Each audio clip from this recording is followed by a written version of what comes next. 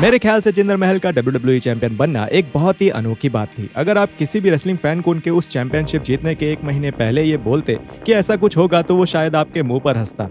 लेकिन लगभग नामुमकिन होने के बाद भी जिंदर ने किसी तरह ये कर दिखाया। लेकिन जिंदर ने जीरो से हीरो तक का सफर तय कैसे किया, चलिए शुरुआत से शुरू करते हैं। उनका शुरुआती करियर 2011 से 2014 तक एकदम फीका सा था। 2016 में जिंदर महल ने WWE में वापसी करी। वो रिंग में आए हीथ स्लेटर के साथ, जो कि 3MB ग्रुप में उनके पार्टनर थे। स्लेटर ना रॉ में साइन थे, ना ही स्मैकडाउन में, और वो एक कॉन्ट्रैक्ट की खोज में थे। उस समय के रॉ के जनरल मैनेजर मिक फॉली ने स्लेटर और जिंदर के बीच में एक मैच करने का निर्णय किया और विजेता को एक रॉ कॉन्ट्रैक्ट देने का भी ऐलान किया। स्लेटर अपने दोस्त से बिल्कुल नहीं लड़ने वाले थे, लेकिन महल को ऐसा करने में जरा भी दिक्कत नहीं थी। उन्होंने अपने पुराने टीममेट को बस 14 सेकंड्स में हरा दिया और रॉ रोस्टर के सबसे नए मेंबर बन गए। अपने इस जोरदार कमबैक के बावजूद भी चीजें उनके लिए ज्यादा समय तक उस तरह नहीं रही। अगले पूरे महीने जिंदर 7 मैचेस हार गए, लेकिन रॉ के सितंबर 12 के एपिसोड में जिंदर को कुछ कैरेक्टर डेवलपमेंट मिलने वाला था। WWE छोड़ने के बाद महल ने खुलासा किया कि उन्हें काफी सारा गुस्सा आता था और नफरत भी महसूस होती थी, लेकिन हिमालय जाके मोनेस्ट्रीज में समय बिताने के बाद उन्हें काफी शांति मिली। और इस स्टेटमेंट को सही दर्शाते हुए महल ने खुद को the man that comes in peace, यानी वो आदमी जो शांति से आया हो, बुलाना शुरू कर दिया। जिस रात महल ने ये खुलासा किया, उसी रात उन्होंने जैक स्वैगर को हराया। ये स्लेटर को हराने के बाद से उनकी पहली जीत थी। इस छोटे से कमबैक के बाद भी चीजें वापस से वैसी ही होने लगी जैसे पहली थी। महल फिर से मैचेस हारने लगे और उनका रॉ पर आना भी कम हो गया। वो ज्यादातर सुपरस्टार्स पर ही आते थे। लेकिन 2016 के अंत में जिंदर महल एक ऐसे सेगमेंट में आए जहां उन्हें और कुछ रेसलर्स को सेंसिटिविटी ट्रेनिंग दी गई, और ट्रेनिंग के दौरान महल और एंजो अमोरे ने एक दूसरे का पारा बढ़ा दिया। जब ये खत्म हुआ तब महल और रूसेव, एक और रेसलर जिसे अमोरे ने गुस्सा दिलाया था, दोनों ने मिलकर द सर्टिफाइड जी के ऊपर अटैक किया और इससे महल और एंजो के बीच एक राइवलरी शुरू हो गई और जिंदर ने रूसेव के साथ एक टैग टीम भी बना ली। 2017 की शुरुआत से ही जिंदर और रूसेव की एंजो और बिग कैस के साथ राइवलरी शुरू हो गई। जिंदर की टीम अक्सर हारती थी, लेकिन जिंदर फिर भी कभी कभी जीत जाते थे, भले ही अपने टैग टीम पार्टनर के साथ हो या फिर अकेले। फरवरी 2017 में जिंदर महल और रूसेव की साझेदारी में दरारें दिखने लगी जब रूसेव ने गलती से जिंदर का ध्यान भटका दिया और दोनों एक टैग टीम मैच हार गए। एक हफ्ते से भी कम समय में जिंदर ने आकर मिक फॉली को बोला कि उन्हें फिर से एक सिंगल कॉम्पिटिटर बनना है, और इसी प्रकार जिंदर और रूसेव की टैग टीम थोड़े ही समय में खत्म हो गई। अगला महीना भी जिंदर के लिए कुछ खास नहीं रहा। महल ने मेन इवेंट में कुछ जीतें हासिल करी, लेकिन वो काफी मैचेस हारे भी। हालांकि उन्होंने रेसलमेनिया 33 में हुई the Andre the giant memorial battle royal में भी हिस्सा लिया और रनर अप भी बने। उसके बाद WWE ने द सुपरस्टार शेकअप होस्ट किया, जहाँ जिंदर रॉ से स्मैकडाउन चले गए। स्मैकडाउन की पहली रात उनके लिए थोड़ी दिक्कत भरी रही, क्योंकि जिंदर मोजो रॉली से हार गए। अब तो ऐसा लगने लगा था कि जो भी हो जाए, महल बस वो इंसान थे जो हारने आए थे। पर अगले हफ्ते कुछ ऐसा हुआ जो किसी ने सोचा नहीं था। उस रात का पहला मैच था एक 6 पैक चैलेंज, जिसका विजेता WWE चैंपियनशिप के लिए सबसे प्रबल दावेदार बन जाता। जिंदर भी उन 6 रेसलर्स में से एक थे जो चैंपियन रैंडी ऑर्टन को चैलेंज करने वाले थे।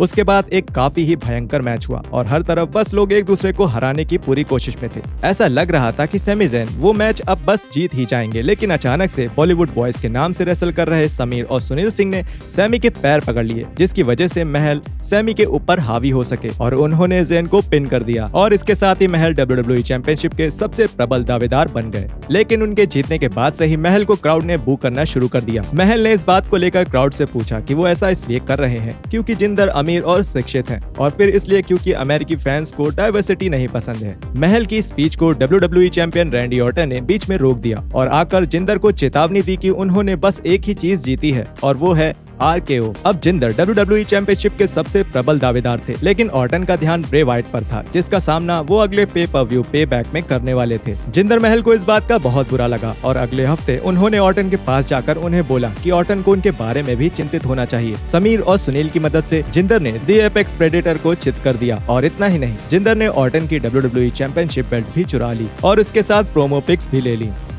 द मॉडर्न डे महाराजा वहां नहीं रुके और संडे को पे बैक मैच के दौरान जिंदर और सिंह ब्रदर्स ने रैंडी के ऊपर उनके और ब्रे वाइट के मैच के दौरान अटैक किया, जिसकी वजह से द एपेक्स प्रेडेटर वो मैच हार गए। अपने चैंपियनशिप मैच से पहले जिंदर महल और रैंडी ऑर्टन अलग अलग टीम्स का हिस्सा थे और दोनों का आमना सामना हुआ एक 6 मैन टैग टीम मैच में। इतना हड़कंप मचा हुआ था कि महल ने अपना फिनिशर द खल्लास हिट करके रैंडी ऑर्टन को पिन कर दिया। अगले हफ्ते जिंदर का फेस ऑफ हुआ farmer WWE champion AJ styles के साथ।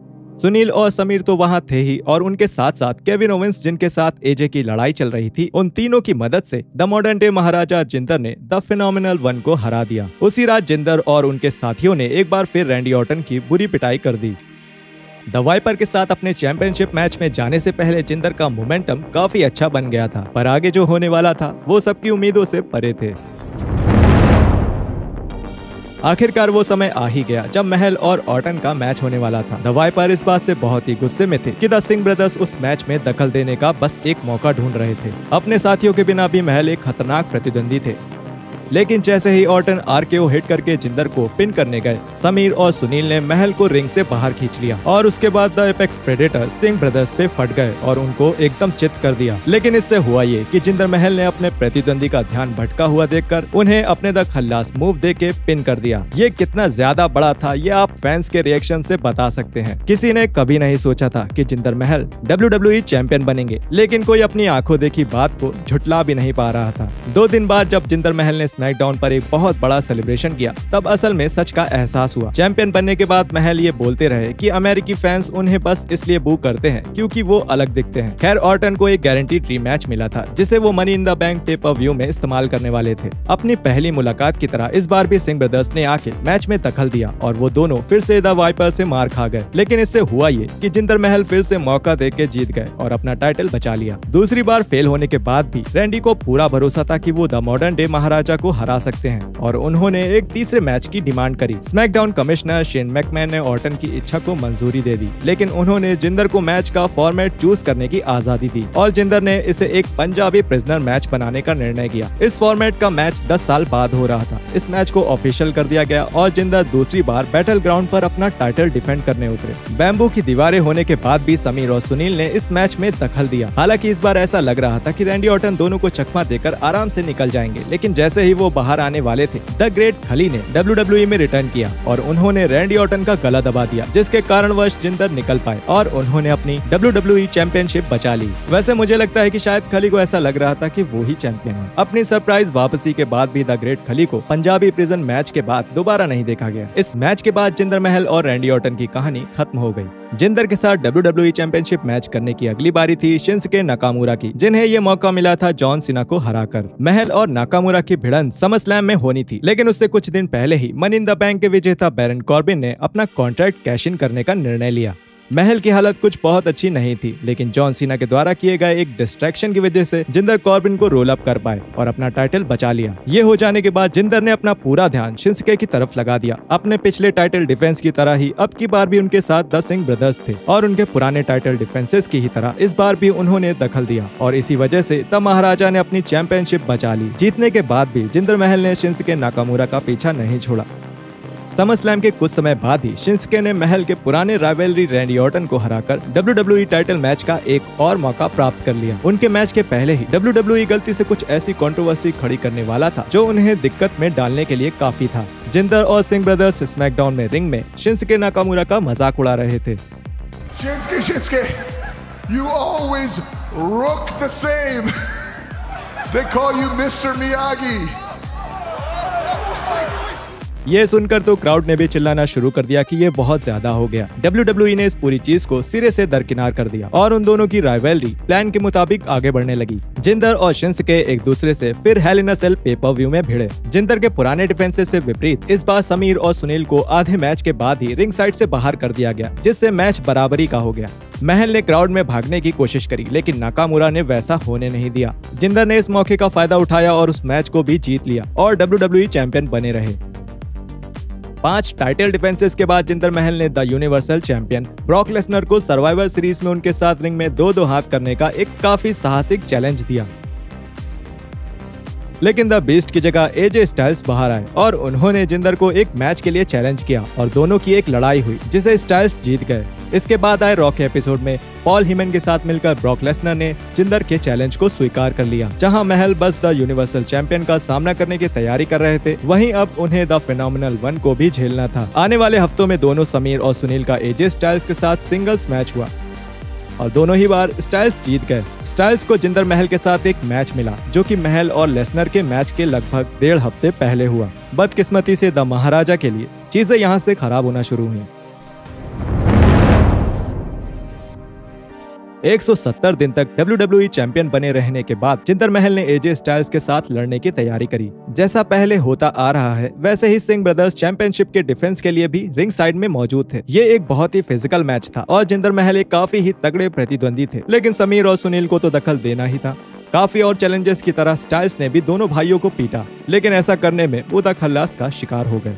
ऐसा लग रहा था कि ये मैच अब बस खत्म ही हो गया है, जब एजे ने किसी तरह अपना पैर रोप पे रख के पिन रोक दिया। जिंदर बहुत ही गुस्से में थे, लेकिन उन्होंने एक अलग तरीके से जीतने की कोशिश करी। इससे पहले कि वो कुछ कर पाते एजे ठीक हो गए और एक फिनोमिनल फोरआर्म से WWE चैंपियन को मार कर गिरा दिया। अब जब दखल देने के लिए कोई नहीं था तो एजे ने जिंदर को पिन करके द एरा ऑफ महल को आखिरकार खत्म कर दिया। जिंदर महल की WWE चैंपियनशिप रेन का वर्णन करने के लिए कंट्रोवर्शियल सही शब्द बिल्कुल नहीं होगा, लेकिन ये हैरत में तो डालता ही है। जैसा कि आपने देखा कि अपने जीतने के कुछ महीनों पहले ही जिंदर WWE के लोअर मिड कार्ड में अटके हुए थे और उन्होंने चैंपियनशिप जीतने से पहले बस एक पे पर व्यू में रेसल किया था। उन्हें वर्ल्ड चैंपियन बनते हुए देखना सही में बहुत ही कूल था, लेकिन ये बहुत ही जल्दी हुआ। तो WWE ने ऐसा क्यों किया?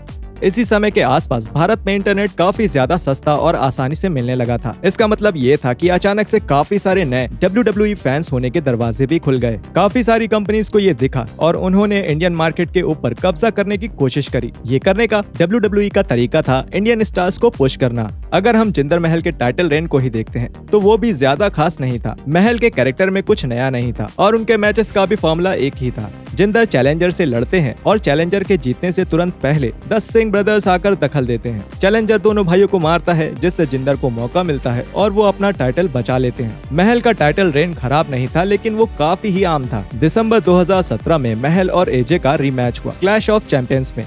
वैसे इस बात में कोई हैरत नहीं है कि जिंदर तब एक 2 टाइम WWE चैंपियन बन गए। इसके बाद से जिंदर महल WWE का एक हिस्सा तो है, लेकिन हम उन्हें अक्सर नहीं देखते हैं। और कोई जिन्हें हम WWE में अक्सर नहीं देखते हैं वो है सिन कारा। उनकी बहरूपिया स्टोरी लाइन को दोबारा से देखने के लिए स्क्रीन पर आ रहे वीडियो को देखिए।